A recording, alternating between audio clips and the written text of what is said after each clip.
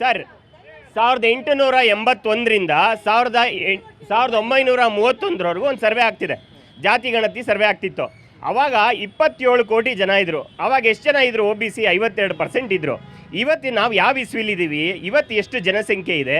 ಇವತ್ತು ಜಾತಿ ಗಣತಿ ಆಗಲಿ ಜನಗಣತಿ ಆಗಲಿ ಯಾಕೆ ಆಗಬಾರ್ದು ಅಂತ ನನ್ನ ಕ್ವಶನ್. ಈಗ ನಾವು ಮಾಡಬೇಕಾದ್ರೆ ಏನಂತಾರೆ, ಅದು ಜಾತಿ ಹೊಡೆಯುವಂಥ ಕೆಲಸ, ಜಾತಿ ಮಧ್ಯೆ ಸಂಘರ್ಷ ತರುವಂಥ ಕೆಲಸ ಅಂತ ಇವ್ರು ಹೇಳ್ತಾರೆ. ಅದೇ ಕೇಂದ್ರದಲ್ಲಿ ಮೋದಿ ಅವ್ರೇನಾದರೂ ಅನೌನ್ಸ್ ಮಾಡಿದ್ರೆ ಐತಿಹಾಸಿಕ ನಿರ್ಧಾರ ಅಂತ ಹೇಳ್ತಾರೆ. ಇದ್ರ ಬಗ್ಗೆ ಅವ್ರ ಸಮರ್ಥನೆ ಇಲ್ಲ.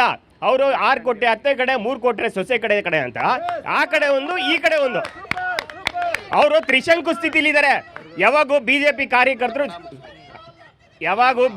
ಕಾರ್ಯಕರ್ತರು ತ್ರಿಶಂಕು ಸ್ಥಿತಿಲಿರ್ತಾರೆ. ಕೇಂದ್ರದ ನಾಯಕರನ್ನ ಫಾಲೋ ಮಾಡೋಕ್ಕಾಗಲ್ಲ, ರಾಜ್ಯದ ನಾಯಕರನ್ನ ಫಾಲೋ ಮಾಡೋಕ್ಕಾಗಲ್ಲ.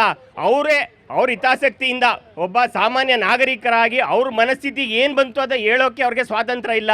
ಯಾಕಂದರೆ ಒಂದು ಕಡೆ ಮೋದಿ ಫಾಲೋ ಮಾಡಬೇಕು, ಒಂದು ಕಡೆ ಯಡಿಯೂರಪ್ಪನ ಫಾಲೋ ಮಾಡಬೇಕು, ಒಂದು ಕಡೆ ರಾಜ್ಯಾಧ್ಯಕ್ಷನ ಫಾಲೋ ಮಾಡಬೇಕು. ಈ ಥರ ಪರಿಸ್ಥಿತಿ ಇದ್ದಾಗ ಅವರಿಗೆ ಸಾಮಾಜಿಕವಾಗಿ, ಶೈಕ್ಷಣಿಕವಾಗಿ, ಆರ್ಥಿಕವಾಗಿ ಇದೆಲ್ಲ ಬಿಡಿ, ಇಷ್ಟೆಲ್ಲ ಮಾತಾಡ್ತಾರಲ್ವಾ, ಇವರಿಗೆ ರಾಜಕೀಯವಾಗಿ ಇವ್ರಿಗೇನಾದರೂ ಸಿಗಬೇಕು ಅಂದರೆ ಜಾತಿ ಗಣತಿ ಬೇಕು. ಅವ್ರಿಗೆ ಅದು ಅರ್ಥನೇ ಆಗ್ತಿಲ್ಲ.